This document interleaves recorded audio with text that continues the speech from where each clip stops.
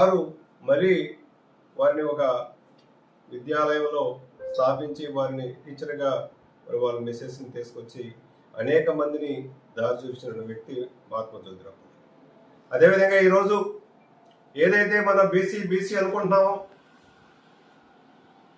BC సంఘ రాష్ట్రాల ఐక్యవేదిక రాష్ట్ర అధ్యక్షుడిగా మద్దులెంగడగౌడ నేను ఈ రాష్ట్ర ప్రభుత్వాన్ని ఒకటే డిమాండ్ చేస్తా ఉన్నాను.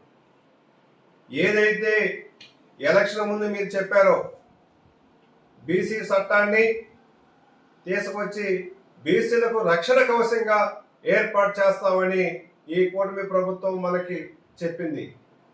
అదేవిధంగా ఈరోజు రాష్ట్ర ప్రభుత్వాన్ని, ఈ కుటుంబ ప్రభుత్వాన్ని డిమాండ్ చేసింది ఒకటే, మహాత్మా జ్యోతిరావు పూలేని జయంతి వేడుకొని ప్రభుత్వ పరంగా మీరు సెలవుదినగా కూడా ప్రకటించాలని మేము కోరుతా ఉన్నాం.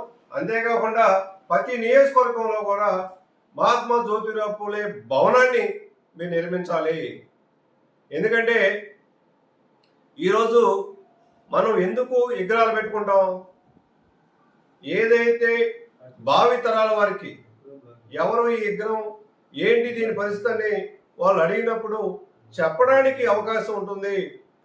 పలాని వ్యక్తి మహాత్మా జ్యోతిరావు పూలే అమ్మ, పలానిది ఇది పరిస్థితి, ఆయన అన్నీ వదిలేసి జాతి కోసం, సమాజం కోసం బతికాడు.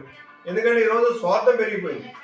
నేను, నాది అనే పరిస్థితి తప్పితే సమాజం, జాతి, సొసైటీ ఇవన్నీ కూడా వాళ్ళకి అక్కర్లేదు. అవన్నీ కూడా తెలియాలంటే మనం హిస్టరీని తెలుసుకోవాలి. ఇలాంటి నాయకుల్ని నెరవేర్చుకోవాలంటే వారి యొక్క భవనాలు మనం తప్పకుండా స్థాపించాలి.